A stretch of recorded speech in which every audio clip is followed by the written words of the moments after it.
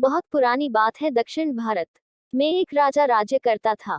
राजा का राज्य समुद्र के किनारे था।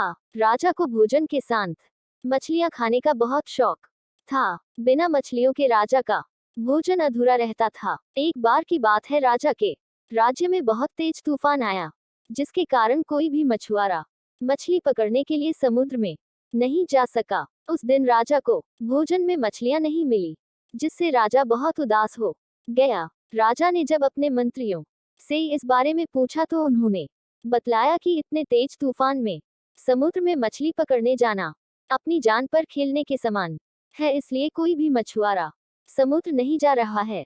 राजा ने घोषणा करवाई कि जो भी समुद्र से ताजी मछलियां लाएगा उसे मुंह मांगा इनाम दिया जाएगा। राजा की घोषणा सुनकर मछुआरों के मन में लालच तो आया, किंतु कोई भी मछुआरा अपनी जान जोखिम में डालने के लिए तैयार नहीं हुआ। उसी राज्य में एक बहुत ही गरीब मछुआरा रहता था। उसे जब राजा की इस घोषणा का पता चला तो अपनी दरिद्रता दूर करने के लिए वह अपनी जान की परवाह किए बगैर समुद्र में चला गया।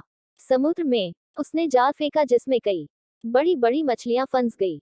मछुआरा मछलियां लेकर राजा के महल पहुंच, किंतु राजा के सैनिकों ने उसे महल में नहीं घुसने दिया। राजा के एक खास मंत्री ने मछुआरे को ताजी मछलियों के साथ देखा तो मछुआरे को अपने साथ राजा के पास ले जाने के लिए तैयार हो गया।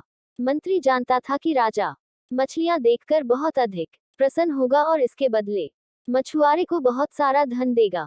इसलिए उसने मछुआरे के समक्ष एक शर्त रखी कि जो भी इनाम मिलेगा उसका आधा हिस्सा मंत्री अपने पास रखेगा। मछुआरा मंत्री की बात मान गया और मंत्री मछुआरे को लेकर राजा के पास पहुंचा। मछुआरे के पास ताजी ताजी मछलियां देख राजा बहुत खुश हुआ। राजा ने मछुआरे को मुंह मांगा इनाम मांगने के लिए कहा। मछुआरा राजा से हाथ जोड़कर बोला, महाराज, मुझे 20 कोड़े मारे जाएं। मछुआरे की बात सुनकर राजा को बड़ा आश्चर्य हुआ और उसने फिर से मछुआरे से कुछ मांगने के लिए कहा, किंतु मछुआरे ने फिर 20 कोड़े खाने का इनाम मांगा।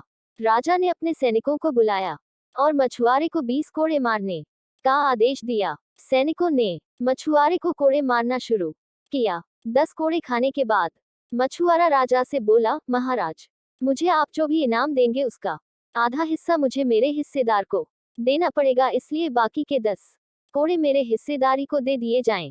मछुआरे की बात सुनकर राजा को फिर आश्चर्य हुआ और राजा ने उसके हिस्सेदार का नाम पूछा। मछुआरा मंत्री की तरफ इशारा करते हुए बोला, महाराज, यही मेरे हिस्सेदार हैं। इन्होंने ही मुझे आपके पास लाने के बदले प्राप्त इनाम का आधा हिस्सा मांगा है। राजा ने मंत्री की ओर देखा तो मंत्री ने शर्म से अपना सर झुका लिया। राजा ने आदेश दिया कि बाकी की 10 कोड़े मछुआरे के हिस्सेदार को मारे जाएं। सैनिकों ने राजा के आदेश पर मंत्री को 10 कोड़े मारे। राजा ने मंत्री को उसके लालच के कारण अपने मंत्री पद से हटकर राज्य से बाहर कर दिया और मछुआरे को बहुत सारा इनाम देकर विदा किया। शिक्षा। राजा और लालची मंत्री की कहानी से हमें शिक्षा मिलती है कि लालच में आकर कभी भी किसी को अनावश्यक रूप से परेशान नहीं करना चाहिए।